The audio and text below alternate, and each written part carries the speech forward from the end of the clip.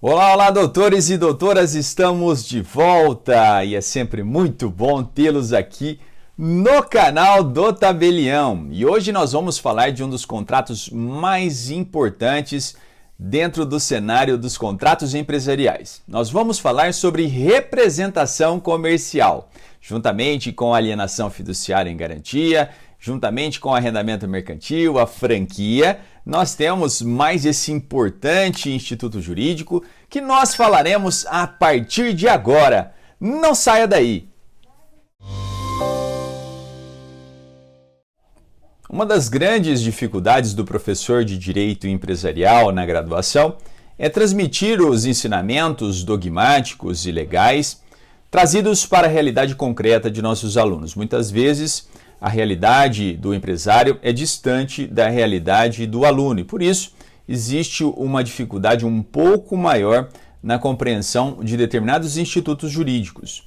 Não é o caso da representação comercial. Todo mundo já viu e conhece algum representante comercial, aquele que passa pelas cidades vendendo, tomando pedidos para a venda de determinados produtos em favor de um fornecedor, em favor de um empresário que está lá na ponta, um fabricante de algum produto, pode ser um cosmético, pode ser também móveis para casa, tintas, papéis de parede e por aí vai. Este representante comercial segue uma regra específica, a Lei 4886 de 1965, e possui uma série de regras, uma série de nuances. E, sob o ponto de vista técnico-jurídico, o jurista deve saber segmentar com bastante precisão o que vem a ser o representante comercial, diferenciando este representante comercial do mandatário, daquele que obtém uma procuração, do comissário, da concessão mercantil e de tantos outros contratos que podem se assemelhar a este instituto jurídico. Vou mencionar ainda aqui o contrato de trabalho e também o de prestação de serviços. O que é, afinal, o representante comercial e o que é a representação comercial? Como eu disse, nós temos uma lei específica disciplinando esta atuação do representante comercial. O representante comercial pode ser pessoa física, pode ser pessoa jurídica. É importante lembrar que nós temos um Conselho Regional, o Conselho Regional de Representantes Comerciais. Existe lá a obrigatoriedade do registro dos representantes comerciais neste órgão, neste conselho.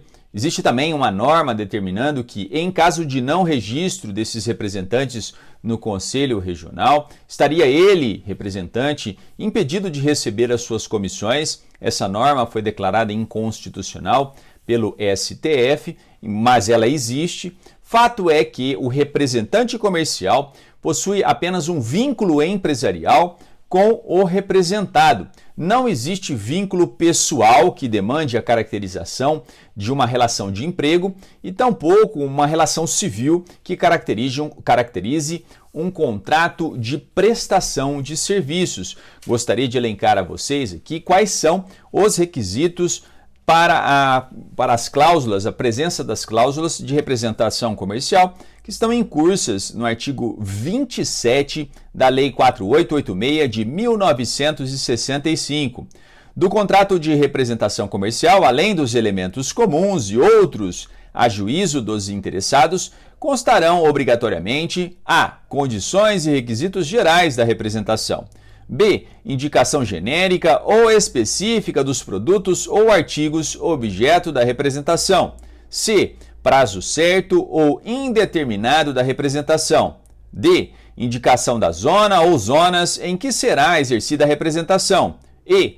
Garantia ou não, parcial ou total, ou por certo prazo da exclusividade de zona ou setor de zona. F. Retribuição e época do pagamento pelo exercício da representação, dependente da efetiva realização dos negócios, e recebimento ou não, pelo representado dos valores respectivos. G. Os casos em que se justifique a restrição de zona concedida com exclusividade. H. Obrigações e responsabilidade das partes contratantes. I. Exercício exclusivo ou não da representação a favor do representado. E J. A indenização devida ao representante pela rescisão do contrato fora dos casos do artigo 35, cujo montante não poderá ser inferior a 1/12 do total da retribuição auferida durante o tempo em que exerceu a representação.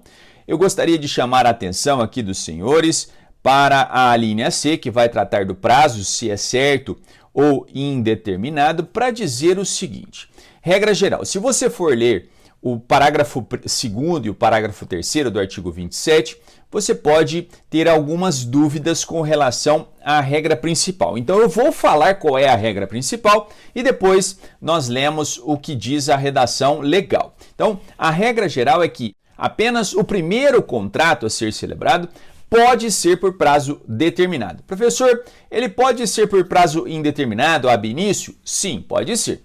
Mas se for por prazo determinado, somente o primeiro pode ser por prazo determinado. Os demais serão considerados por prazo indeterminado, a fim de proteger o representante.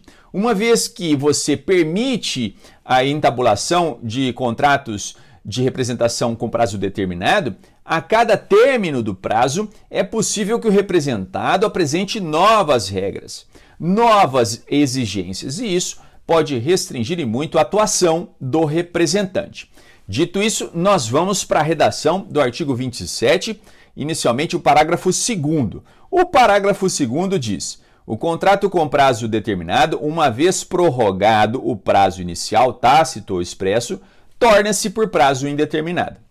O parágrafo 3º do mesmo artigo vai dizer que se considera por prazo indeterminado todo contrato que suceder dentro de 6 meses, então dentro de um lapso de 6 meses sem o contrato. Então, primeiro foi por prazo determinado, passou um período, ou melhor, dentro do período de 6 meses, realiza um novo contrato. Esse novo contrato, mesmo que estiver descrito que ele é por prazo determinado, a legislação apontará que se trata, que ele deve ser lido como por prazo indeterminado. Então ficou assim: dispõe que se considera por prazo indeterminado todo contrato que suceder dentro de 6 meses a outro contrato com ou sem determinação de prazo. Então nós temos aí uma observância de uma proteção feita em face do representante legal. Vamos falar um pouco da cláusula de exclusividade, porque a exclusividade ela pode ser vista sob duas óticas. A primeira, a exclusividade de zona ou de zonas, ou seja, um âmbito territorial em que o representante poderá atuar vendendo, aproximando o consumidor do fornecedor. Então, esta zona territorial, ela é considerada uma cláusula implícita ao contrato de representação comercial. Mesmo que outras pessoas realizem a venda dentro dessa zona territorial, mesmo que não seja o representante, mesmo que seja o próprio representado que feche os negócios ou um terceiro qualquer, as comissões pelas vendas realizadas dentro desse âmbito territorial são devidas àquele representante específico. Então, esta zona comercial, esta zona geográfica, ela é tida como de exclusividade do representante. E a exclusividade pode ser vista também quanto à representação. A representação tomada no sentido de que o representante comercial pode ser exclusivo de um único representado. Ele só pode vender os produtos de um único representado. Mas nesse caso da exclusividade de representação, nós temos que a regra é que não há exclusividade por parte do representante. Ou seja, o representante pode sim realizar vendas de outros representados, salvo cláusula expressa em sentido contrário. Então, ao contrário, diversamente do que ocorre com a cláusula de exclusividade de zona, que ela é implícita do contrato de representação, no caso da exclusividade de representação, aquela que impõe ao representante vender somente os bens vendidos pelo representado, ela não é implícita, muito pelo contrário, ela permite que o representante realize vendas de outros produtos. Vamos falar um pouquinho da comissão. A comissão somente é devida em favor do representado não quando ocorre a tomada dos pedidos, mas quando existe a o efetivo adimplemento, o efetivo pagamento dos pedidos por parte dos consumidores, daqueles que compram os produtos do representado. Esta comissão será paga até o máximo no dia 15 do mês subsequente. Se houver atraso, haverá atualização monetária, atualização feita com base nos índices de atualização oficiais, mas nós temos que lembrar ainda que é possível se estabelecer prazos diferentes, prazos que não sejam mensais. Então, via de regra, o pagamento das comissões é sempre mensal, porém, é possível que se entabule prazos diferentes.